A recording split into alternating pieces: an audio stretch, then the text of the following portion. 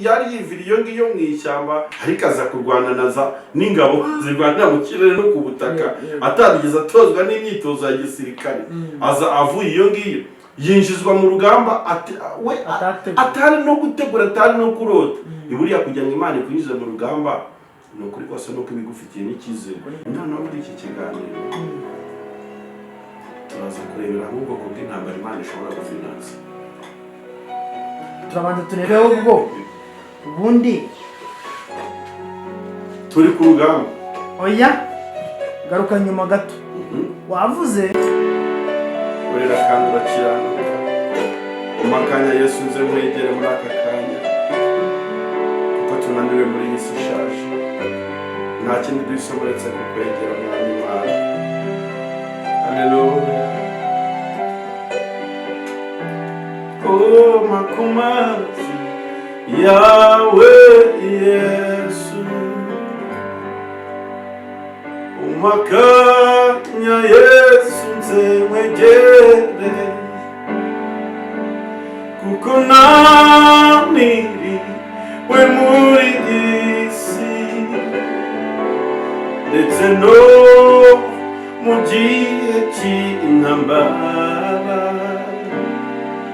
ntabwo mwami ujya umpa amahoro umakanya Yesu nze nkwegere kuko mwijima ukabije mw'isi icyo nkeneye ni ukukwegera kugira ngo numve ijambo ryawe umakanya Yesu nze nkwegere kuko umwijima ukabije mw'isi icyo nkeneye ni ukukwegera kugira ngo numve ijambo ryawe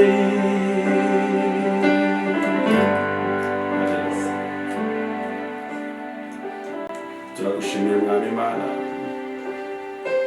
tugushimiye kuri Imana nziza kandi Imana ikomeye niwe Imana ivuga bikaba kandi bategeka bigakomera iyo ukinze ntawe ukingura kandi iyo ukinguye ntawe ukinga iyo uvuze yego nta muntu uvuga oya kuva nakumenya kuva twamenyana mwami sindabyicuza na rimwe ntabwo ndabona umuntu watengushye cyangwa mu muhemuke uhorera Imana yita ku batagira shinge na rugero Imana yita ku mfubyi Imana yita ku bapfakazi Imana umuyobozi wacu kandi uko utuyoboye turabishima ndetse biratunyuze tuje bari ubwiza bwawe tuje kuganira n'ubwoko bwawe tuje kuganira n'abana bawe reka kino kiganiro gihabwa umugisha n'Imana ibikorerwamo ibivugirwamo b'ibyo kungura itorero ntabari njye ntabari Zaburi ahubwo ibyo dukora byose tubikore kugira ngo izina ry'Uwiteka Imana yacu cyubahiro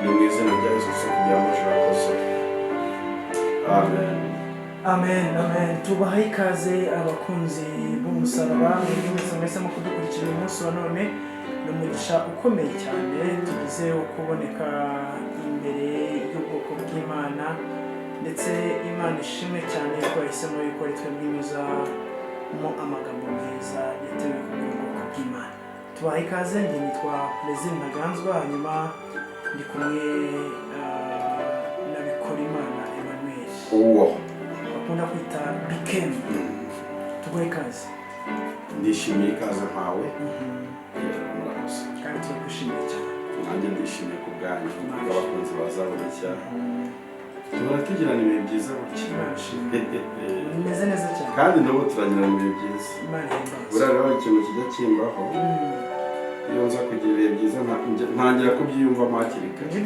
nabo ndi kubyumva ko biza kugenda neza rero umuntu uri kureba kino kiganiro rwose ntabwo umure biragenda neza amenaje nawe ndi hamwe gusa nuko uvuze ngo ugire ikibazo ahubwo ni igisubizo cyo ngicyo kuko no umugisha ni umugisha ukomeye cyane rwose hanyuma rero twamaze kwegereza Imana kandi turi kumwe n'abantu benshi basanzwe badukurikira kugira ngo ndumva nifuza ko mbere ya byose twabanza kwibaza ngo nubwo rimwe rimwe tubwirwa ngo turamye Imana mu buryo bw'indirimbo ariko hari igihe turi mu ndirimbo ntituyumve neza bivuga ngo umpe akanya Yesu nze mwegere bw'umwijima ukabije mu isi icyo nkeneye ni ukwegera kugira ngo numve ijambo ryawe ni iki Yesu azatumarira ko n'undi umwijima aba ari umwijima kuko uyu munsi wa none iyo umuriro ubuze iwanjye mu rugo ko Kamikazi umugore wanjye nubwo ku rwego rwanjye ari mwiza ko atashobora kumurikiraho urumuri rutari kwegera Yesu biramaze gutanga iki umwijima ukabije mu isi kwegera Yesu biraza kukumarira iki ko uri mu mwijima ukabije mu isi iki bikumarira akaba niyo mpamvu nifuza ko twajya turirimba ibintu tubyumva neza turirimba ibintu ntabyumva gese ntabwo njya mbiririmba hari akantu keza nakunze Bibiliya imansiyo ni igisubizo cya buri kibazo cyose Imana yaporopoje ko twazibaza Yesu yageze ahita asubiza aravuga ngo dore aranita ngo ninjye mucyo w'isi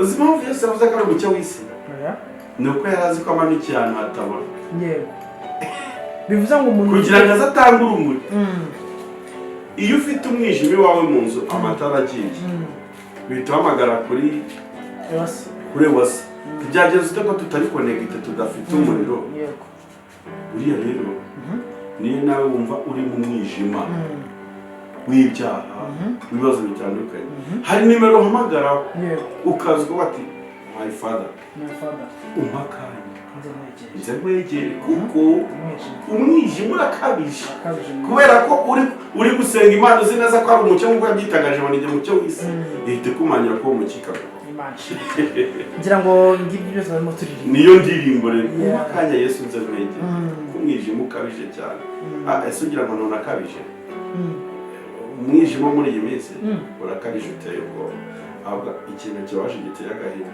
ni uko aba urimo bibeshya ko ari mu mucyo ntabwo byoroshye kubyumva n'amatara asigaye ari muri Kigali ukuntu angana uzi ko n'umuntu ufite imodoka idafite amatara yagenda akagera za Gisenyi kandi akimurikiwe ni gute uvuga ngo ndashima Imana ko kuva isi yaremwe atari njye wigishirije mu migani na Yesu yarabikoze asohora imbuto agiye kubiba ari kuvuga ku mubibyi ngo zimwe zaguye ku kara izindi zigwa ku butaka bwiza izindi zigwa mu muhanda barazitoragura abigishwa baracanganyikira ariko baramenya ariko dadi bya bintu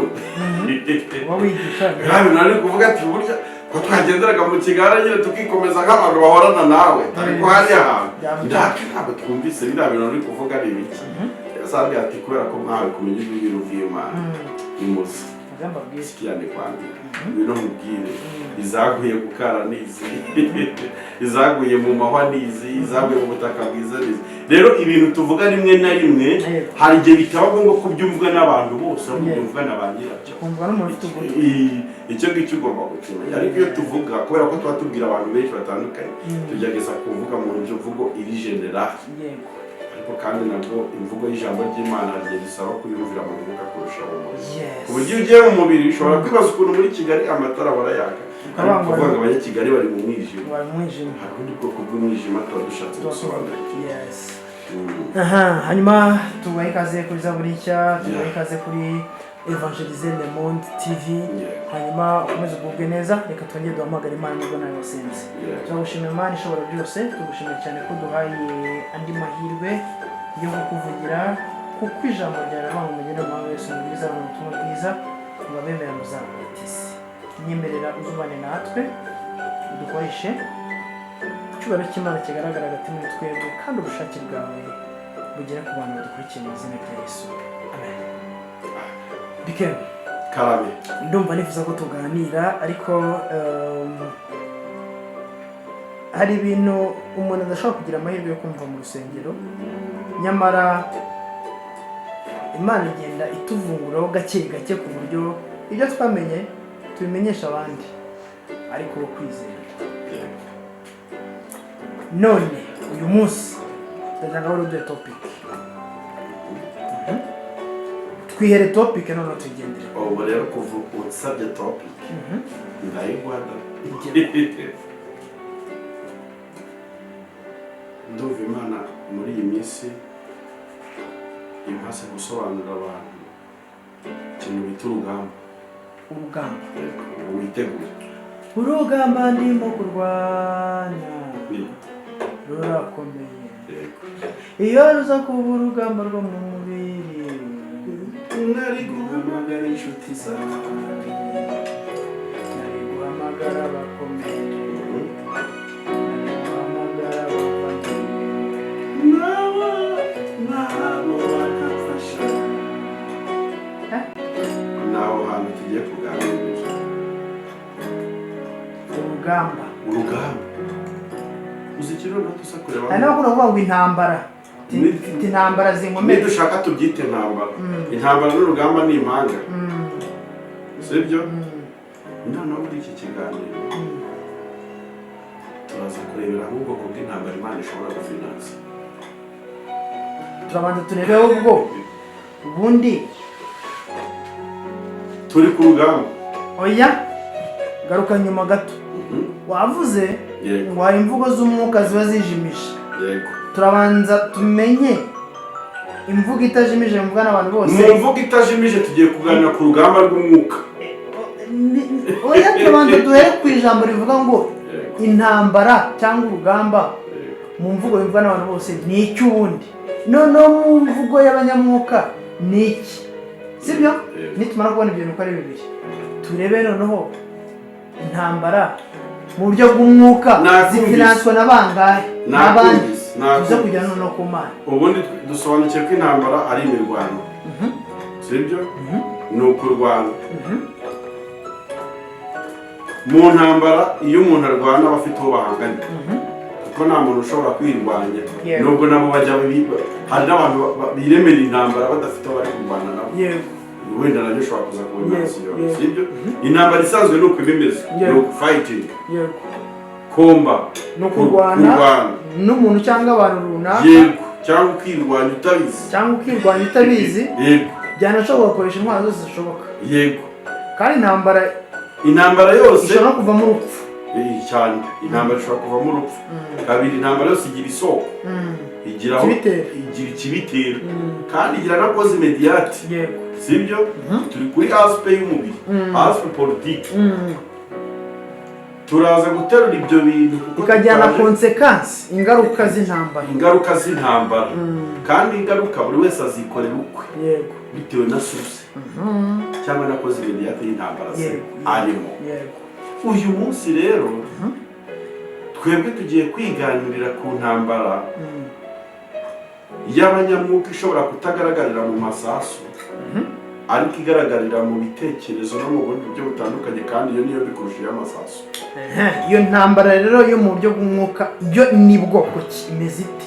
Iyo ntambara yo mu buryo bw'umwuka reka tuze kuyita muri sanse ya kirokore nk'ikintu abantu bakunda kwita ibigeragezo. Sibyo? Kuko wavuze ati dukure ibintu mu mvugo zijimije tubizane tubisantararize. Iyi ntambara rero yo mu buryo bw'umwuka turayita ibigeragezo. Turaza kurebera hamwe ubwoko bw'intambara urwana nazo, inkomoko yazo, solution. Tuza no kwibaza ese intambara zose zituruka ku Mana? Ese ni uruhe rugamba Imana ishobora gutera inkunga? Donc ikabona abantu barwanikanye batiza amasasu. Kubita we. Noneho muri iki kiganiro ugikurikiye araza kumenya ubwoko bw'intambara rwana naho yaturutse na rezilita ategereje. Tuba tuganiriye neza. Urakoze. Nitubitwara gutya. Urakoze. Hanyuma noneho mfasha ubanza udusobanurire ibigeragezo mu Kristo ni iki? Icyo kintu twari tugisobanukirwa kuko hari n'abantu bazata ariko ujya n'ibigeragezo umwana umwe akajya mu mubwiye nk'igifaransa cyangwa ururimi rutumvikana. Ibigeragezo ni iki ku Kristo? Ibigeragezo ni test. mu cyongereza kugushyira ku munzani kugira ngo umucuruzi arebe ko ibiro turetse ku munzani bihura n'icyifuzo cye cyo muri bizinesi. Rero umukristo wese uwo munzani awicayeho, ndetse nanavuga ngo ubaye utawicayeho wagushije ishyano uwo munzani cyangwa se icyo gipimo. Turaza kureba uyu munzani impamvu yo kuwicaraho uwukwicazaho, kuko ikigeragezo cyangwa umunzani wateguriwe nk'ameza yapanzwe nijoro ntacyo bitwaye kuwicaraho, ariko umunzani witerekeyeho wowe wisetingiye wiyicajeho uwo nguwo urakoresha cyane no kuwikuraho birarushya cyane, biranavuna, unapfa nabi, urasaza utabyumva kubera kuri kwigerageza. Kandi biraryoshye kugeragezwa n'Imana kurusha kwigerageza. Niyo mpamvu ujya wumva abantu bavuga ngo ibigeragezo ni ibiryo by'abakristo, kuzumva iryo jambo abantu bakunda kurikoresha cyane. Nibyo rero nza kuza guterura ndibuze nyine n'urugamba cyangwa se intambara za gikristo, twita za gikristo turwana nazo mu buzima bwacu bwa buri munsi, kugira ngo tuze kurebera hamwe ese urugamba ndimo kurwanya uyu munsi, ko mvuga ngo mfite intambara, mfite amakuba, nkataka n'abantu, nkataka sosiyete, nkagira n'abo ntunga intoki, timuranjujubije, murangerageza, rimwe na rimwe tukabifata tukabiterura tukabitereka ku Mana kandi atariyo biturutse. Ese intambara zose Imana ibizirimo tuyitirira naho hantu tugiye kuganira, kandi ngeka ko abantu b'Imana bakurikira kino kiganiro baraza gusobanukirwa cyane. Umuririmbyi yatangiye aririmba gute kuri wari uririmbye, rero nafashijwe cyane kuri ikiganiro cyawe. Urugamba ndimo kurwana, urugamba ndimo kurwana, ruragize gute? Rurakomeye. Ahita avuga ngo uru rugamba ndimo kurwana, umva ngo iyo nza kugira chance, ubwo yagiye mu mubiri w'abaririmbyi, rukaba ari urugamba rw'umubiri, I would call daddy, I would call sisters and brothers bakaza bakamfasha, and my friends, yeah, and my friends. Kuko Zaburi uyu munsi asanze abajura bamfashe ku muhanda barimo baraniga, barimo barankubita, ntabwo warebera, waparika ku muhanda ukaza ukamfasha. Ariko noneho urugamba tugiye kuganiraho ni urugamba rudasaba inshuti, rudasaba papa wawe, rudasaba imiryango, rudasaba abavandimwe bawe ngo baze bagufashe. Ni urugamba rwawe hamwe n'Imana cyangwa n'ikindi kintu tuza gusobanura muri iki kiganiro. Njyewe logique yanjye muri iki kiganiro iraza kuba yibaza ngo ko duhura n'ubuzima butugoye muri iyi si, intambara n'ibigeragezo, ese koko ibigeragezo byose duhura nabyo biba biturutse ku Mana? Noneho tuza no kwibaza ati ni ayahe mahirwe ku muntu uri kugeragezwa n'Imana? Ni ibihe byago ku muntu uri kugeragezwa n'ikindi kintu cyangwa uri kugerageza? Gatatu, turaza kureba isoko y'ibyo duhura nabyo. Hari ibintu duhura nabyo biturutse mu mugambi w'Imana kubera rwa rukundo dukunda, nk'uko twabiganiriye muri cya kiganiro cy'ubwashize. Kabiri, hari ubwoko bw'intambara duhura nazo ziturutse kuri Satani, aho si Imana. Gatatu, hari ubwoko bw'intambara duhura nazo twikururiye. Ariko urizi ko biketse ko ufite umwuka w'Imana n'ukuri. Kubera iki? Hashiye icyumweru rwose iki kiganiro nkiganiriye n'abantu b'ikizanye turi ahantu mu masengesho. Ntabwo ari kuri kamera. Rwose ntabwo ari kuri kamera. Urabizi ko ntarenze na gahunda y'icyo turi kuganira. Ariko umuntu yambwiye ati ndumva tujya gusenga ngira ibyifuzo, akumva muri njye haje n'ijwi ribaye tuko mbariza aba bantu ubundi ibigeragezo ni iki umukristo. Icyakora icyo tutavuzeho nacyo nababajije, ndababaza ariko ibigeragezo biba ku mukristo gusa cyangwa biba no ku mupagani? kumva ndabaza ndetse ubundi ibigeragezo biva ku Mana biva kuri Satani nitwe tubyikururira byo bimeze bite? Ubwo ruraza kumfasha muri ibyo bibazo nabajije hari ibyo usubije bitatu mpita mpuza nawe kuko twasanze biva ku bantu batatu. Icya mbere biva kuri twebwe ubwacu ubwo twigerageje, icya kabiri biva ku Mana, hari ibiva ku Mana ubwo ni types, icya gatatu hari turuka kuri Satani ariko ari Imana yabyemeye. Hari n'ituruka kuri Satani gusa Imana itabirimo, hari n'ituruka kuri Satani Imana itabirimo, sibyo? Hanyuma mbere ya byose ndabanza ndababaza nti mubanze mundebere niba n'abantu batazi Imana bageragezwa. Tubanze turebere hamwe niba n'abantu batazi Imana bageragezwa kuko ijambo ry'Imana rivuga ngo Umwami Imana ntabwo ashobora gukora ikosa ryo kukugerageza ku rwego ruruta kwizera kwawe. Ntabwo yagushyira ku munzani utakwicaraho ngo ukwirweho. Ntabwo yaguha urwego rw'ibigeragezo rusumba imbaraga yaguhaye. Yego. Ndakwibaza niba ijambo ry'Imana rivuga biruta kwizera kwawe, ko byanze bikunze buriya banza kugerageza ushobora kuba kuri kategori kandi ubwo ufite abantu kwagenewe bifite rivo none ndagira ngo ku munzani utararengaho. Yego. Ese ibigeragezo ni iby'abakristo gusa cyangwa n'abapagani barageragezwa? Urakoze cyane. Icyo ni ikibazo cyiza cyane. Wenda muri domaine itari spirituelle bafite andi mazina bashobora kuba babika. Yego. Ariko iyo bigeze mu mwuka tubihuriza hamwe twabisesengura cyangwa twakwinjira mu ijambo ry'Imana tugasanga nabo barageragezwa ahubwo umwaka ubirimo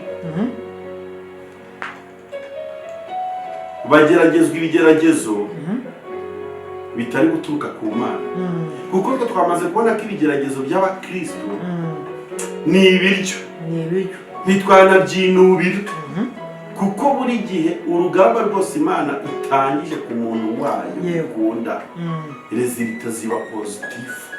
Nubwo mwitangira no muri development yabigoye bawuva wanabihunguka nabikwepa ariko birangira bikwerekeje mu mugambi w'Imana ashatse kukwerekeza. Nabo ibyiringiro by'abisi iyo bahuye n'akaga, iyo bahuye n'amakuba bashaka no kurwanirira muri logique nyine y'isi. Rimwe na rimwe resulta zabo zikunda kurangira bibaye negative ku buryo iherezo ry'ikigeragezo ry'urugamba umuntu ari kurwana niryo rishobora kukwereka nimba yarageragejwe n'Imana cyangwa yarageragejwe na Satani cyangwa yarigerageje ubwe. Ariko nabo si uko batageragezwa kuko bafite imiruho, bafite ibibarushya mu buzima bwabo bwa buri munsi uko bwije n'uko bukeye. Hari ibyo bahura nabyo batigeze babipanga kuko ibigeragezo burya bisa n'ibitangaza, bisa n'isi y'ibitangaza. Hari ukuntu ushiduka waguye mu kintu runaka ukakibyukiramo kikakubabaza, kikaguhanda, kikakuvuna ari ikintu kibi. Hari n'ukuntu ubyuka ugasanga iwawe ku irembo haparitse imodoka hariho n'itangazo rivuga ngo iyi modoka ni iyawe. Icyo ni igitangaza. Byose hari ukuntu biza mu ishusho isa n'ayisa ariko si uko n'abisi batageragezwa, ariko ni ukuvuga ngo bari mu bigeragezo cyangwa se bari mu rugamba Imana ititeguye gufinansa. Ititeguye gufinansa cyangwa ititeguye gutera inyungu. Ari naho biza kuba bitandukanye. Njyewe intego y'iki kiganiro cyanjye ubundi cyane cyane ikintu uza kwibandaho mu gusobanura ni ukubaza abantu nka n'abasubizo. Urwo rugamba wahengetse kuri Kristo kuko n'urwe niwe uruyoboye, sibyo? Niwe suruse yarwo kuri kumushakiraho igisubizo. Muri kumwe muri urwo rugamba kuko niwe rwaturutseho. Kabiri turaza kureba ubwoko bw'intambara Imana ishobora gufinansa cyangwa gutera inkunga ikabishigikira ikavuga ati sha rwose turi kumwe muri ibyo bibazo urimo, muri urwo rugamba utangije, muri izo ntambara ushoje ndagushyigikira. Muri uyu murimo w'Imana tugira abantu bajya barwana ishyaka ry'umurimo w'Imana yego kurusha nyir'umurimo yego bikarangira bibinjije mu rugamba rukomeye kandi Imana itazabasanga. Imana itaburimo. Yego, hari ukuntu umuntu arwana ishyaka ribi, ishyaka ritarimo ubwenge, ishyaka ribi, oya ishyaka ritarimo umugambi w'Imana riragatsindwa n'Imana, kandi uwo muntu bikagaragara ko yari akoze ikintu cyiza. yego, ariko kubera iki yahangaye guterwa isanduku y'Imana atarabisigiye atabifitiye ububasha, bikarangira Imana imutsinze inyuma y'isanduku aho kugira ngo abonere ubugingo.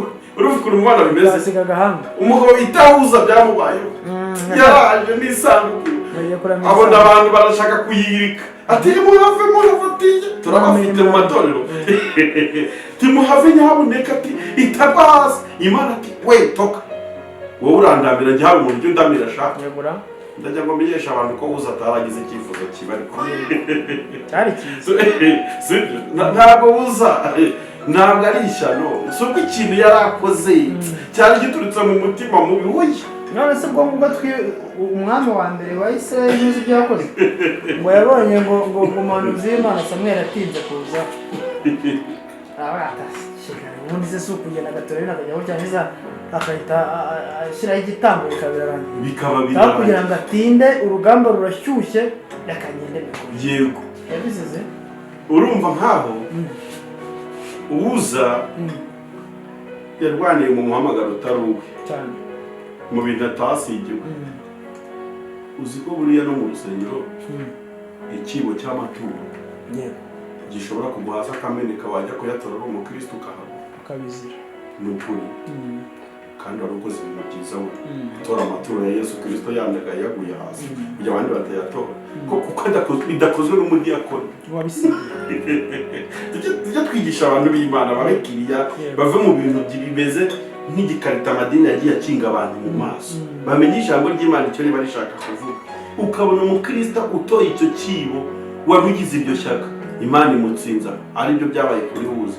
Nureba ko Uza urumva urugamba atangije ahise anarugwamo, kuko iyo ntambara ye ntabwo Imana yenda kuyifinansa, kuko ntigeze ihagurukana nawe mu kuyirwanya. Biro opposite, umugabo bita Feniyasi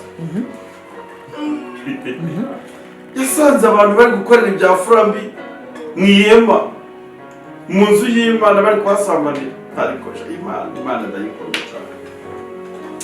Wafata icumu, haleluya, amen, ngo yuze ikintu bita umujinya mwiza, wa mujinya mwiza tujya tuvuga ubaho, agira ikintu bita umujinya mwiza n'uburakari bwinshi, ngo afata icumu ngo arakubita, rimanuka mu mugongo rihingukira mu nda rigwa ku butaka bw'abantu babiri bari bari gusambanira muri iryo hema.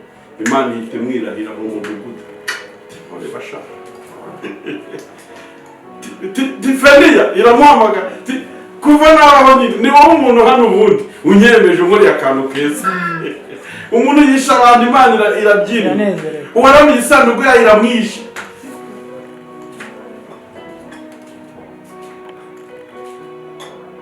Intambara Imana ifitemo inyungu irayifinansa,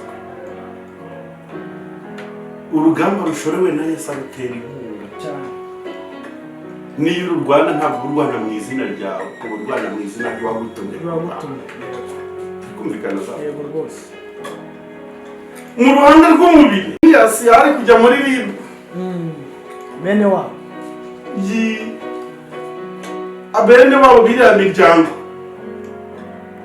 kuko nta icyaha cyo kwihanira no kwihorera.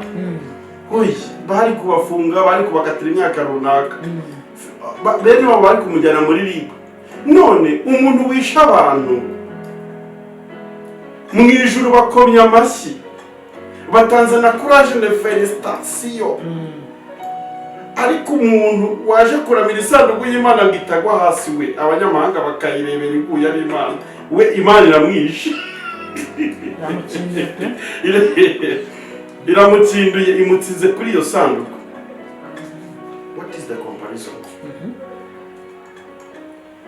Rimwe na rimwe hari igihe turwana intambara twikururiye, twarangiza tukazengeka ku Mana, tugahora tuninginga dusenga tuvuga ati mana tabara, mana kuraho bino, mana turengere, mana bigenze gutya.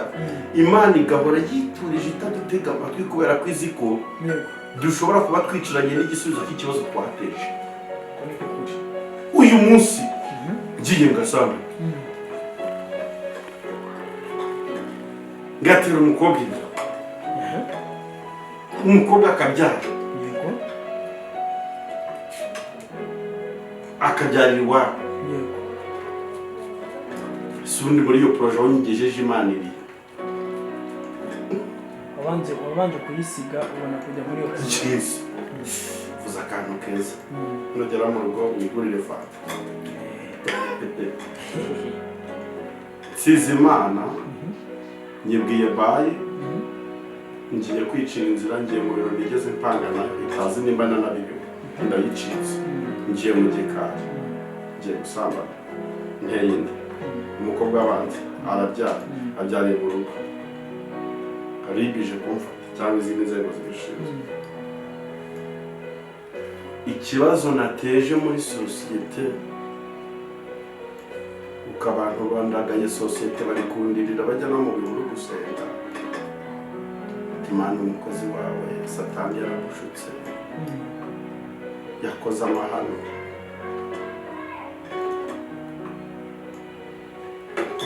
Amahano naguyemo nayo nakoze,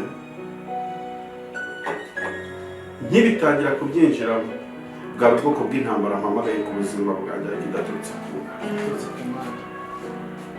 Somera muri Yobu 1:7 maze nkubwire. Yobu 1:7.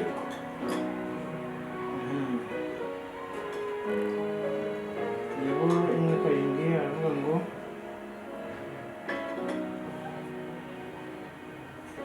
Uwiteka abaza Satani ati uturutse he? Nuko Satani asubiza Uwiteka ati mvuye gutambagira isi no kuyizereramo. Uwiteka arongera abaza Satani ati mbese witegereje umugaragu wanjye Yobu yuko ari ntawuhwanye nawe mu isi, ko ari umukiranutsi utunganye wubaha Imana kandi akirinda ibibi? Maze Satani asubiza Uwiteka ati ariko se ugira ngo Yobu yubahira Imana ubusa? Ntiwagiye umurinda we n'inzu ye n'ibyo atunze byose? Wahiriye umurimo w'amaboko ye n'amatungo yagwiriye mu gihugu. Ariko rambira ukuboko kwawe ukore ku byo atunze byose, nawe azakwirukana ari imbere yawe. Uwiteka asubiza Satani ati dore ibyo atunze byose mu maboko yawe, keretse we ubwe we kumuramburaho ukuboko kwawe. Nuko Satani aherako ava imbere y'Uwiteka. Maze umunsi umwe abahungu be n'abakobwa be basangiraga banywera vino mu nzu ya mukuru wabo. Nuko haza imbitsi kuri Yobu iti amapfizi yahingaga n'indogobe zarishaga iruhande rwayo,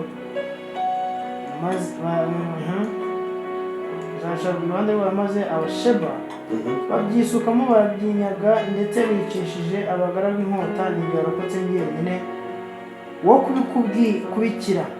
Akimara kubika ibyo haza undi ati umuriro w'Imana avuye mu ijuru utwika intama n'abagaragu birabakongoka. Nibyo warokotse njyenyine wo kubikubikira. Akibivuga haza undi ati Abakaludayi biremyemo ibitero 3 bisuka mu ngamiya barazinyaga, ndetse bicishije abagaragu inkota. Ninjye warokotse njyenyine wo kubikubikira. Akibivuga haza undi ati abahungu bawe n'abakobwa bawe basangiraga banywera vino mu nzu ya mukuru wabo. Nuko haza inkubi y'umuyaga iturutse mu butayu ihitana imfuruka enye z'inzu, maze inzu igwira abo basore barapfa. Ninjye warokotse njyenyine wo kubikubikira. Yobu ntiyabyinubira, akomeza gushima Imana. Urakoze geza rwose. Kubisoma biroroshye, yego, ariko kubibamo ni hatari. Iki ni ikiganiro Imana yabanje kugira ngo Satani. Imana ibaza Satani ati urava he? Urajya he? Ati yabavuye mu isi. Ntabagira rwose isi. Imana hari ukuntu ijya yirata abakiranutsi. Ese mu byo wabonye ku isi wabonye umwana wanjye Yobusha kiranuka. Bibiliya yaba imasiyoni twitegereje umukiranutsi wanjye niko Imana yamwise. Yobu nawe wamubonye mu byo yabonye ku isi. Satani ati se ati uretse Yobu ninde muntu wahuzima nk'ubwo Yobu wamuhaye akareka kwitwa umukiranutsi wawe nyine akareka kumukiranukira. Waba umugore nkuriya ukamuha abana n'ubuzigizi ukamuha amatungo nkariya ukamuha amashyi ukamuha n'imirima n'amasambu ameze kuri wagira ngo igihugu cyose wakimuhaye wenyine bakiyobora amazu n'amamodoka kuko ni gute nyine uwo muntu atagukiranukiye? Kugira ngo Imana yereke Satani ko gukiranuka kwayo tutabikesha iby'Imana idukora, yahise ishora yo mu rugamba ariko riyobowe na Kristo. Ariho ngiye kukubwira. Iravuga ati rero umva Satani, ibyo bintu byose urondogoye uvuze ndabikwemereye, genda ubikoreho kirakitu ikintu cyose cyayo ukimwambure, ariko ntugore ku bugingo. Buriya kantu k'ubugingo nicyo kintu gihuza Imana n'umuntu wayo buri gihe ihora icunze mu buzima bwose bwa buri munsi. Satani araza agerageza Yobu. Ubwo ni ukuvuga ngo urugamba rwa Yobu ruratangiye ariko ruyobewe na Kristo. Ni nawe umugabyeho icyo gitero. Urumva aho tuza gutandukanyiriza ubwoko ikigeragezo cyaturutse ku Mana n'icyaturutse kuri Satani n'icyaturutse kuri wowe ubwawe, n'intsinzi turaza kuyitanga kuri ubwoko bw'ikigeragezo.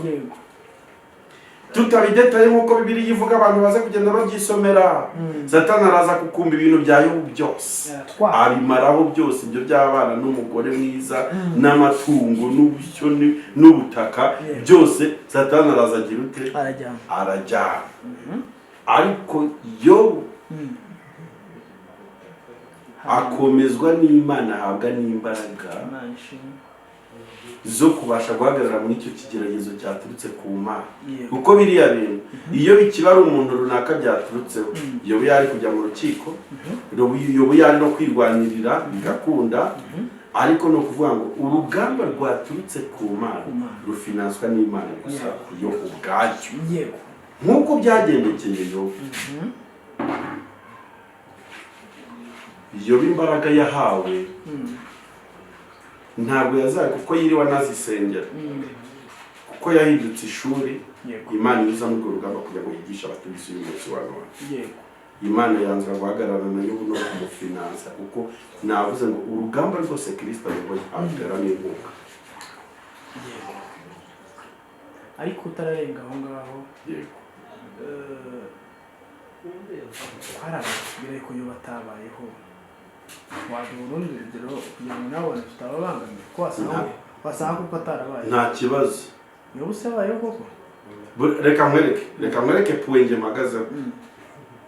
I don't mind niba Yobu yarabayeho cyangwa atarabayeho, ni ukuri kose. Nuko nzi ko inkuru ye yabaye umuti uvura ku bakristo cyangwa n'abantu benshi batuye isi. Yobu kugeza ubu ndamutse menye ko atabayeho sinabyicuza. Sibyo? Uyu munsi ndamutse menye ko Yobu atabayeho sinabyicuza, kuko inkuru ye yahinduye ubuzima bwanjye. Ni ukuvuga ngo sinitaye ku nkomoko y'ibyayo, ubwo nitaye ku nkuru ye y'icyo yakoze ku bugingo bwanjye. Njye nicyo nasubiza, kuko sinize teoloji cyane ngo ndajya gucukumbura n'iki. Ubu se hari n'umuntu uheruka kubaza ngo ese usanze ngo ibintu by'Imana ngo baratubeshye ngo nta juru ribaho, ngo ntiwakwicuza. None se uko wakwicuza impamvu wakiranutse? Wakwicuza impamvu sibye yuko abangeze ahangaha nanjye wambwiye uti mfite ibihamya bigaragaza ko Imana iriho n'ijuru ririho. Ntabwo nakwemeranye n'uvuga yuko turamutse dusanze ijuru ritabaho, kuko nanone ubaye ukiri ku rwego rwo gukekeranya ko ijuru ryaba ririho cyangwa ritariho, waba utarajya ku rwego rwo kumva yuko wicaye mu ijuru mu buryo bw'Imana. Haba hari ikindi kibazo. Baravuga ngo ubundi wicaye mu ijuru mu buryo bw'umwuka. Ubwo rero ubaye utarajya aho kumva ko ijuru ririho waba ufite ikibazo. Ariko icyo nshaka kuvuga, nubwo ryaba ritariho, yego nambayeho neza kuruta ubuzima n'abamo ntakijijwe. Voilà, nicyo nyine nashaka kuvuga. Yego, uzi ko hari kutitaba ribu buri kanya. Uzi ko nta muntu mufitanye ikibazo. Uzi ko nta muntu mufitanye ikibazo. Uzi ko uri umusore. Nta bagushinja ideni, nta muntu wahemukiye. Nta mukobwa watenda. Uri kumva, uri umusore w'umugenzi ujya mu ijuru. Uri umukobwa arinze ubwari bwa. Ibyo byonyine biranaryoshye kubipresenta ku bantu ndetse no ku Mana. Bivuze ngo tukiri mu isi naho tubayeho mu buzima bwiza. Tubayeho mu buzima bwiza abantu bakijijwe. Ngewe aho bwari igihe bijya bingora kumva ukuntu umuntu udakijijwe abayeho. Nkurikije ukuntu ibigeragezo bidukubita abari mu Mana, nibaza noneho abo biri gukubita badafite uri kubarwanirira bibatsikamira ku rwego uri ko iyo niyo logique yanjye. Ikindi wabonye urugamba Imana yashoyemo Yosefu kwa Potifa, kwa muka Potifa, ukuntu byari bimeze. Umwana Imana itangira kumurotesha akiri muto, akageza muri bene wabo akarotora inzozi ari we muto usa naho abarimo, bakavuga ati we peti urota gute duhari, utekereza ibintu biremereye gute duhari. Urwo n'urugamba Imana ritangiye gushora nubwo yabinyujije mu nzozi, ariko irarufinanse. Yes, urugamba Imana ishoreye irutera inkunga. Niyo mpamvu binoroshye ku Rwanda biranaryoshye, ntidukwiye no kurwinubira. Niba koko ibigeragezo turimo n'intambara turimo zaraturutse ku Mana, let's wait a bit, we will success. Yes, hanyuma noneho ndagira ngo mfashe iki kintu. Ni gute njye nzamenya ko urugamba ninjiyemo cyangwa ninjijwemo rufite finance turuka mu ijuru? Urakoze cyane. Icyambere, iyo umuntu ari umukristo aba abizi. Gute? Ubu ni wowe uzi igice cyawe cy'imibanire yawe n'Imana kuturusha.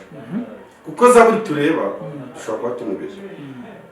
Aribyo twavuze muri cya kiganiro tuvuga ngo imirimo iyo dushidutse tureba imirimo duhita twandikira abantu mu byingo, tubakarasa aho bazajya, duhita tubakarasa aho bazajya. Bikemu ukomeye si uyu wicaye kuri kamera. Bikemu ukomeye ni uri muri dushe ari koga aho abantu batareba. Bikemu ukomeye ni uwinjiye muri geto yagiye kuryama wenyine nta wundi umureba. Bikemu ukomeye ni uwicaye muri sari. Bikemu uwo niwe Bikemu. Ugiye muri Afurika y'Epfo aho nta muntu n'umwe umuzi. Uwo niwe Bikemu we w'umukristo. Ni ngo guhamya ubukristo bwanjye ni njye muhamya ukomeye, kuko hari igihe abantu baba bashobora kuba bakwibeshya cyangwa se banyibeshya. Ni iki hano navuze rero, ni iki nshaka kuvuga. Igihe cyose iyo uri kwirebera mu ndorerwamo yo gukiranuka,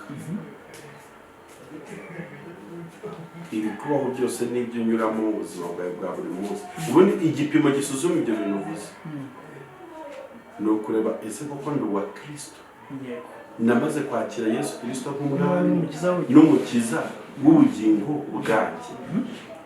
Kuko na Yesu kugira ngo biriya bintu bimwe bavuga ngo iki gikombe kindenge, n'ubundi yabivugiye muri presence y'Imana, ntabwo byavuzwe n'umunyamahanga uturutse ku ruhande gusaba ko igikombe kimurenga. Azi uwo yari ari kubwira ko bari kumwe, ari no kumwumva, yari ari shuwa 100%.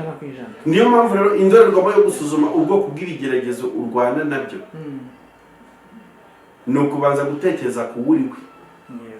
Ndi umukristo narahindutse, nsa na Kristo mu mvugo ndetse no mu ngiro. Ngiye kubwiriza ubutumwa bwiza bwa Yesu Kristo nk'uko ijambo ry'Imana ribinsaba. None ndahahingutse, batangiye kwegura intwaro ngo banyice kubera ubutumwa bwiza naringiye kuvuga. Uhita widunda icyara we.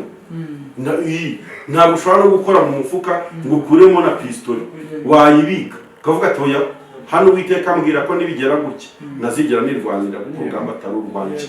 Ni ukuvuga ngo iyo bigeze kuri iyo standard winje abantu uzi uri we bigaruke uri we seve wambaye mu bumana, ni yiguhishurira ubwoko bw'ibintu uri guhura nabyo.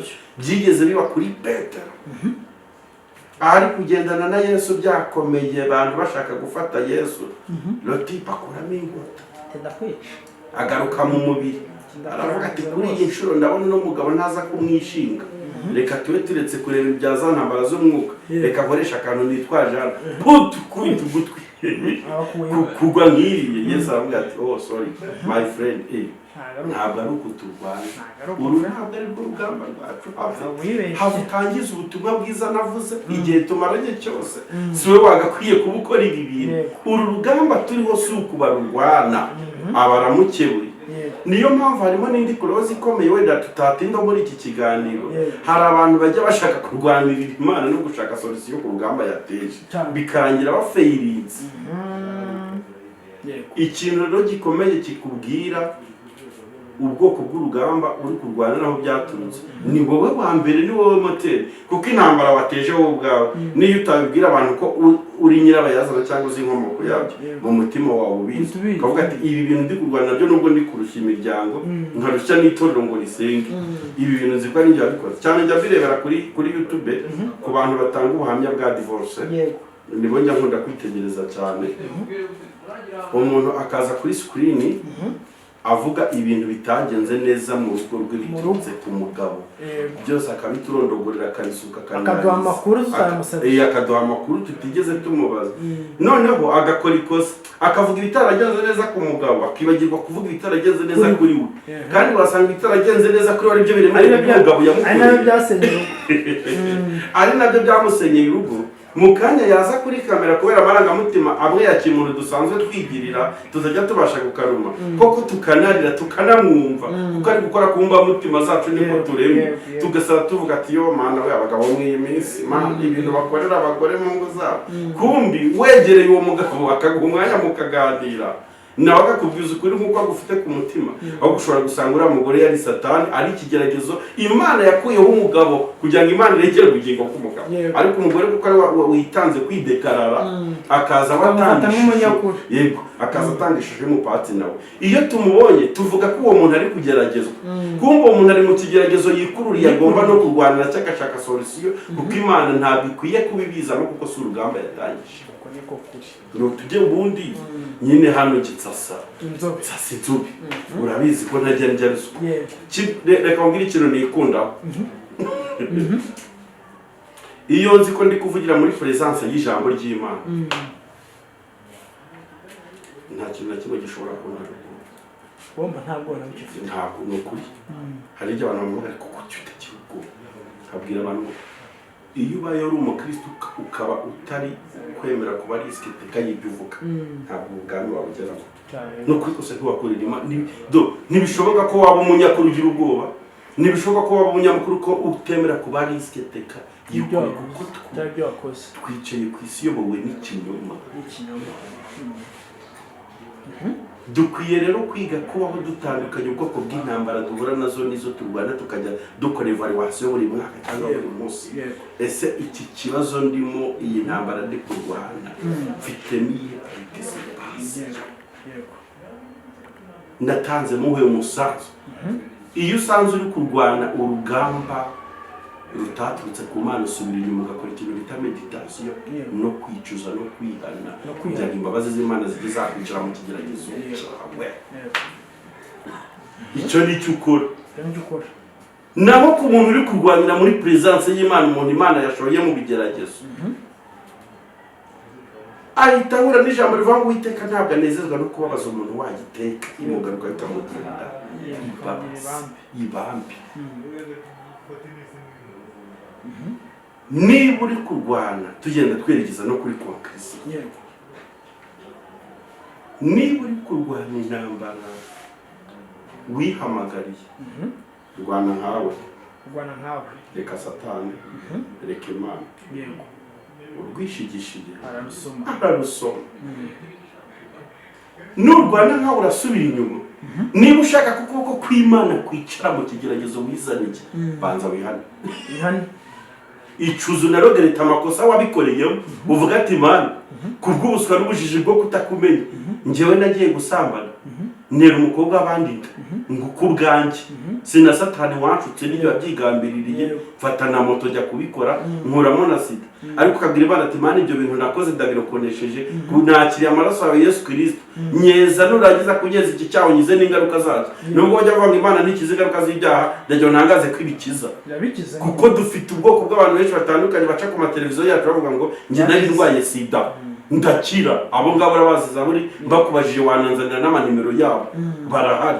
Ati nanjye nari ndwaye ibi bintu gutya na gutya ndakira, bikaba ari n'ibintu byabaye ko kari abapagani, ariko bikarangira kuko ikigeragezo bikuruye bagiteretsemo ukuboko k'Uwiteka kubwo guca bugufi, ukabona nyine birarangiye. Byagenze ute? Ku musaraba Yesu arabambanywe n'ibisambo bibiri. Kimwe kireba ibintu bari gukorera Yesu, kifatikanya n'abanyamahanga, kifatikanya n'ababambaga Yesu, gushinyagurira Yesu. Kiratangira kiratote ko tubona uhindiriza wari waramaze uyu mujyi wose w'Yudaya na za Yerusalemu, ugenda ucibi kuba ngo urakora ibitangaza, ngo uri Imana, uri Imana nyabaki, uri Imana nyabaki tubambanywe hano, ukaba utabasha kwikiza. Ati ikintu kigiye kumwumfirima kuri Imana ikize, natwe ugira ute udukize. Ndagira ngo nibutse abantu ko kese cyangwa idosiye y'ibisambo niya Yesu bitasaga, ntabwo byasaga, nta naho byari guhurira, cyari bihuriye, nta naho byendaga kuba bihuriye. Ikindi gisambo kisobanukiwe nibyo nakubwiye mu kiganiro cyo bwashize, ngo tujye tureka kuvuga utuntu tugambo twinshi ku bantu bapfuye duhwihwisa turiya ngo yari umunyabinyoma, yari umunyabyaha, yari umwinzoka n'iki, tararimbutse. Kurimbuka no kujya mu ijuru kugeza uyu munsi bisa n'ibintu bikiryamye mu ibanga ry'ijuru, kuko nta muntu wigeze ukeka ko kiriya gisambo cyari kujyana na Yesu mu ijuru. N'imyaka 33 yari ishize Yesu akora ibitangaza cyo kiba bakararana muri paradiso. Kandi barabasanga disi n'ukuntu cyari kijya burya kikagiye no kwiba abantu bashungereye, ko dore ko hano hari abantu benshi abaje batahura. N'ubundi ngeka ko kuri ya migata ashobora kuba yaribye. Ya nagaciyemo kirahindukira cyo kireba kigenzi cyacu. Dear my friend, Sahondi koko uza abagore b'abandi twafashe ku ngufu muri uyu mujyi, uza abana twahotoye, uza amazu y'abandi twapfumuye, uza amakosa n'amanyanga twakoze muri uyu mujyi, byose urabyizi none urabyirengagije. Nta soni ufite kurenganya umwana w'Imana ngo dosiye yacu yigire nk'iyi. Nta soni zaboreka aho nanjye ndi umuntu abariye ako kantu, njye nyine ndi umuntu nari Imana, nanjye namugorora cyane rwose. Nicyo nakubwiye cyagiye gukoresha ururimi neza. Imbaraga z'ururimi zishobora kuguhesha ubugingo cyane. Yesu agira ucyasha arakebuka. Dear my friend, nageraga mu itangazo, ibintu ngiye kugukorera si ibyo nzakora umwaka utaha, si ibizaba ejo cyangwa muri weekend izaza, uyu munsi aribyo. Njye nawe turabana, turi bubane muke muri paradiso. Manshi urugamba rwa kiriya gisambo cyashinyaguriye Yesu, yaruhamagayemo Yesu mu buryo butari bwo. Nukuri tujya tumenya gusenga no kudiferansi y'ibintu twemera n'ibyo duhamya n'ibyo tuvuga. Yakeneye Yesu mu gihe wenda nk'umunyamuziki, wenda abanyamuziki babyumve muri kontreta. Yego uri kumva kiriya gisambo kiyambashe Yesu mu rugamba, Yesu adafitemo inyungu, adashobora no gushoramo imbaraga ze. Noneho bimwe navuze ikindi cyarekonesheje ko n'ubundi urugamba cyari kiri kurwana, n'ubundi Yesu atigeze aruhagararamo na gato. Gikora ikintu cyiza cyo gusaba imbabazi no kwicuza, gituma gikura ubugingo aho ngaho ku munota wa nyuma. Ikindi kirarimba, ikindi kirapfira. Dukwiye rero kujya mu buzima bwacu buri gihe bw'umwuka twisuzuma urugamba turi guhamagaramo Yesu. Ndakwiye kuba uko arurimo azi uko rwatangiye, kuko hari ibintu byinshi dutangiza by'ibibazo ku buzima bwacu tugakenera Yesu mo hagati tutaramuhamagaye bigitangiye,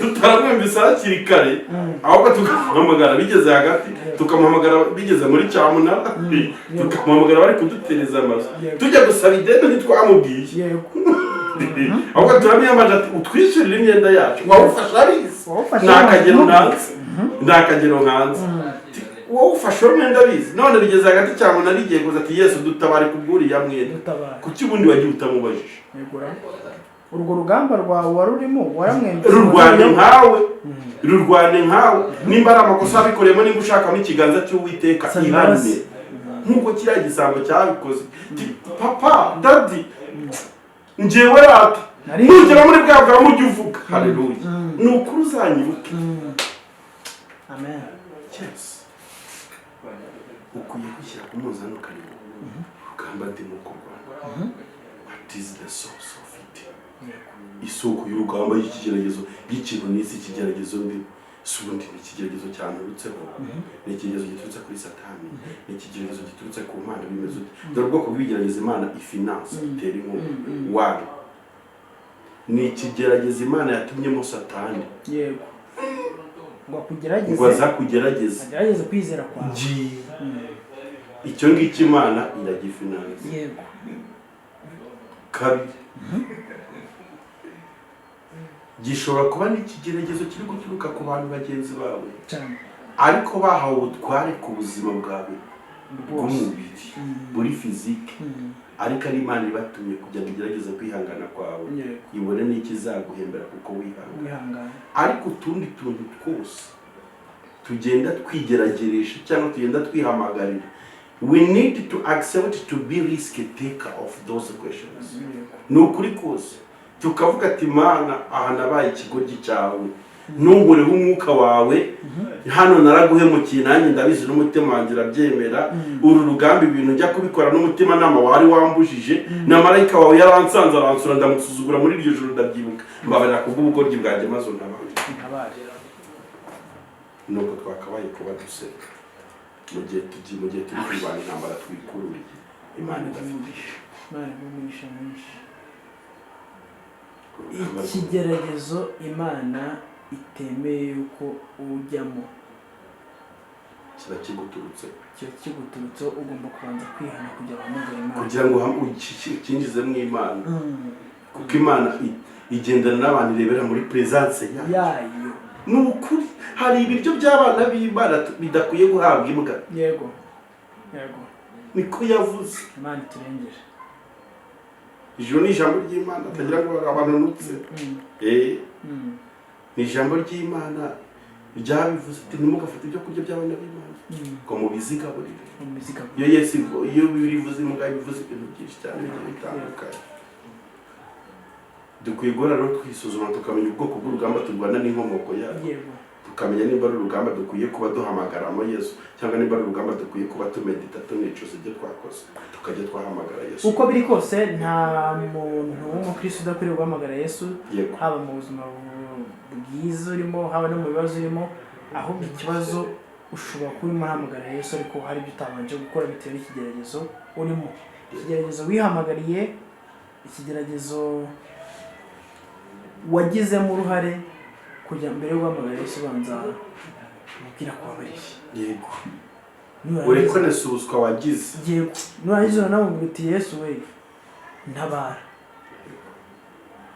untabare undengere ariko nyuma yo kukubabarira namara kukubabarira muramubaye inshuti niyo mpawe inshuti Yesu ntabwo yaza gutabara umuntu bataziranye nanjye aza kugerageza hanyuma cya kigeragezo se umuntu ahuye nacyo ari Imana yagiteye amaherezo yayo agenda gute kigeraho kikarangira cyangwa n'igihe kitarangira byose n'ubundi bikorwa ku bw'inyungu z'Imana kuko twebwe hari urugamba Imana itwinjizamo ubundi urugamba rwose umuntu arurimo shaba yifuza ko rurangira cyane mu cyifuzo cy'umucyakimwe atitaye ngo byaturutse ku Mana nta muntu ujya bamukigereza avuge ngo viva ngo nuko ari Imana ngo nuko ari Imana cyaturutseho ahubwo Imana kenshi niyo igena iherezo ryacu bitewe n'impamvu yo kucyohereza ariko ikiriho cyo gushima Imana kuri icyo kintu abajije nuko iherezo ry'ikigeragezo cyatutse ku Mana riba intsinzi y'uwo muntu uri mu rugamba umuntu ibitsinzi birangira abaye successful kandi binigisha n'abandi icyo nashatse kuvuga ni Imana yakaranze Yobu nkuko twabibonye kugira ngo uyu munsi tube twiga nugera mu bibazo bikomeye uvuga ati si ubu nabakize ku munzani wa Yobu byiburaho gakera uri kumva ese umbaye nka Dawidi Dawidi yari yivira iyo ngiyo mu ishyamba aragira inka aragira intama z'Uwiteka ariko aza kurwana n'ingabo zirwanira mu kirere no ku butaka atarigeze atozwa n'imyitozo ya gisirikare aza avuye iyo ngiyo yinjizwa mu rugamba atari no gutegura atari no kurota iburiya kugira ngo Imana ikwinjize mu rugamba ni ukuri kose nuko ibigufitiye n'icyizere erego ntabwo ari umuntu wese Imana igerageza iyo Dawidi yinjira mu rugamba rw'ijuru ruturutse ku Mana Imana bari ikora protokole y'ibintu byose kuko wabonye ko bamwinjiza no mu mazu bambika abantu imyenda ikomeye bajya kurwanisha kugira barebe ko byibura amasasu atabatobagura Dawidi rero Imana avuga ati rero abajama uyu muntu ne yambara ibi bintu barabona urugamba rwa Sawuli barabona urugamba rugiye kurwanwa n'aba bantu nyine kugira ngo nerekane ko n'Imana igiye kurwana urugamba nuko Dawidi agenda yambaye imyenda byoroshe ko bamwica bigahita biba agahita apfa iramwohereza Dawidi nibwo yikunkumuye hamwe n'umwuka wera ati ibintu simbimenyereye nica intare n'idubu sinari byambaye nimubingure mugenda ukora amaka agenda Imana imutiza imbaraga ibyananiye Misiri n'amagerenade n'intwaro za kirimbuzi bikorwa n'ibuye umva urugamba rw'Imana yes hanyuma hari ingero nyinshi z'urugamba Imana yayoboye cyangwa se ibigeragezo ku bakristo ariko biza kurangira bihitanye abakristo kandi Imana yabibirimo urugero rwa mbere uwitwa Stefano cyane kiza ko ari ikigeragezo kandi kirakomeye kandi byarangiye bamwishe ntekereza yuko Stefano gupfa kwe atari uko Imana yananiwe kumukiza kandi hagaragaye intsinzi igaragarira amaso n'itagaragarira amaso bivuze ngo ikigeragezo Imana ishobora kukigushyiramo kikazarinda kinaguhitana ariko kubw'icyoro cy'Imana yego nakubwiye ngo inyungu ibicunzemo niyijye n'iherezo ry'ibyo kubera ko hari nk'urugero Samusoni yinjijwe mu rugamba nijoro arutangira n'Imana bigeze hagati arwana nkawe gusa Imana musinzi ndubona gukina n'isomo ku bakristo abivamo bigeze hagati we kandi yabonye ingaruka byamugizeho mu gihe Stefano yarinze agera ku rwego areba ahantu arimo arajya yego akiri kumwe na Yesu yego ni ibintu bitandukanye kandi bitanga amasomo biratandukanye n'umupagani yarebye Samusoni n'imbwa yego turiya kuko mu gihe Stefano no gukurura uburyo Imana yamurwanira rugamba biba bigoye yego yes harimo amasomo menshi yo kwiga kandi umuntu ukiri ku rugamba yitonda kuko Satani ajya avangira urugamba ajya avangira n'inzozi ukabona Imana yagushoye mu rugamba Satani nawe aje kugutiza intwaro ukabona ugiye kurwana uko Imana itashakaga wari ugeze muri development impamvu wambaye umwambaro w'urugamba iye kwirata nk'ugize uti nk'utabarutse akomeze rwane kandi rwane intambara nziza njyewe rwose abakristo ba nyabo pe nibitegura urugamba kuko isi biri kutwinjizamo uyu munsi wa none abantu ahubwo nibitegure hagiye kuza urugamba rukomeye kuruta urwo bari basanzwe barwana ni urugamba gusa tugiye kwinjira mu ntambara zikomeye abantu nibabe maso nibitegure intambara y'umwuka twese tugomba kwitegura kuyirwana kuko ari ibyo by'abakristo yego hanyuma turimo tugana ku musozo bikeye tugushimira cyane topic nziza waduhaye kandi nigeze ko yakangura buri wese cyane cyane nkanjye hari ibyo wavuze numva nigire umuntu abwira neza ntekereza ko n'abandi ari uko nguko ariko mbere y'uko dusoza ndagira ngo utubwire ikiri ku mutima wawe ku bantu b'Imana baba barinjije mu rugamba uyu munsi wa none bakaba barimo barwana ariko ari bo bishoye muri iyo ntambara ujya nicyo ubwira abantu b'Imana Imana yemeye ko binjira mu rugamba ku bushake bwayo hanyuma dufate akanya gato ko gusenga kugira ngo Imana ikomeze yambike abantu b'Imana imbaraga batazaneshwa bikarangira baguye ku rugamba, nyamara umugabo wacu ari umunyembaraga kandi yakwiye kubarwanira. Yesu akumvishe ikintu navuga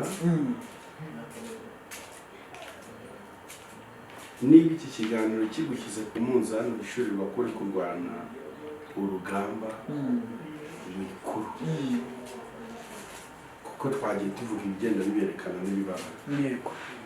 Niba usanzwe uri kurwana intambara yawe Imana itabona, fata kandi ukora igikorwa cyo kwicuza, ukora igikorwa cyo kwihana, urikondesa amakosa wakoze mu izina ryawe ariko ukabyitira izina ry'Imana.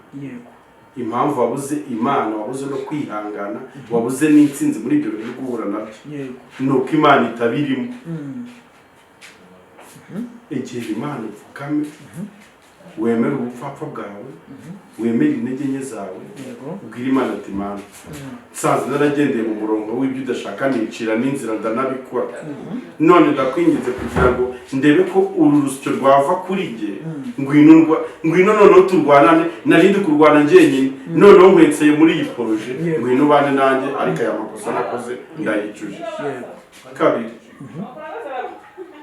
niba uri muri presence y'Imana ukaba uri mu bushake bw'Imana, ndetse ubura n'ijwi rikuganiriza ariko ugati mwana wanjye wo murakomera turi kumwe. Erega mu rugamba Imana iduhumuriza, ntabwo tureka ngo tubure kumva n'ijwi ryayo. Urakubwira ati humurerega ku bwanjye nzabyikorera, ikagusura usinzi, nta cyatuma izina ryanjye n'ukuri, ikagutumaho n'abahanuzi no mu cyumba ugiye gusenga, kavuga ati nubwo umaze imyaka 20 utabyara, tari ku mwaka w'iki gihe uzaba ukikiye umwana kubera ko kutabyara kwawe byaturutse ku bushake bwanjye. Umuntu uri kurwana urugamba Imana irimo ntabiyoberwa, iranamusura, n'ukuri ikamubaza how are you, iranamusura. Niba urugamba urimo rero uzi ko ruri mu ijuru, kaza kimono, ni ukuri kose, kaza kimono urwane mpaka ijuru ryishyiriyeho iherezo, kuko hari ubwoko bw'ibigeragezo dusengera ntibikugwe, ahubwo bikaba ishuri ryacu tuzanapfana bakadushyingura tukirwana, kugira ngo Imana iduhindure icyitegererezo cyo kwigisha amahanga. Icyo nicyo kintu navuga, nabwira abantu. Imana ibahumugisha. Yesu agumugisha. Reka dusenge Imana, twinginge Imana kugira ngo yambike abantu bayo imbaraga, cyane cyane igiye kuri babandi bari batangiye gucogora bavuga ngo Mana kwemeye ko ibintu bicamo ntabwo n'imbaraga zibaye nkeya, Imana ngire bagere zibambike imbaraga, kandi Imana yiteguye kurwana nawe. Hanyuma nawe kandi winjije mu rugamba, haracyari amahirwe yuko wakwiyunga n'Imana, n'Imana ikaza mu buzima bwawe. Bikeye mujye kudusengera, hanyuma Imana isanga abantu bayo. Ariko mbere gusenga kugira ngo n'abantu benshi bashobora gukenera kukwegera bugufi kugira ngo ubafashe unabasobanurire barushaho kumenya ubushake bw'Imana ku buzima bwabo, urabanza uduhe contact yawe, hanyuma noneho duhite dusenga Imana. Yesu agumugisha. Murakoze. Nimero yanjye ni 078 264 96669. Reka dusenge. Turagushimiye cyane Mwami Yesu Kristo, tubishimiye kuri Imana y'inyambabazi, umujyanama wacu, data twese, uri Imana ikomeye kandi uri Umwami w'amahoro. Iyo uvuze yego ntawe uvuga oya, iyo uvuze niba kandi bategeka bikakomera. Ndakugize kugira ngo uhe abantu bawe gukomera mu rugamba cyangwa se mu ntambara barimo bararwana uyu munsi wa none. Wishurira abantu ubwoko bw'intambara barwana, abakoze amakosa yo kwirwanirira bagarura mu murongo bawe, kuko n'abana bawe nabo maze barikonese ko bakoze amakosa bagaruke barwanane nawe, kuko twabanye ku rugamba rwose urimo urufinansa, urutera inkunga, kandi iherezo ry'urwo rugamba birangira tubonye ubugingo buhoraho. Utwigishe kumenya kurwanya intambara nziza uko bwije n'uko bukeye, kandi mu bitugerageza uduhe imbaraga, udukomeze kugira ngo tubashe guhagarara tudatsinzwe n'uburiganya bwa Satani. Mu izina rya Yesu Kristo wambere rimwe tubyambaje urakoze. Amen.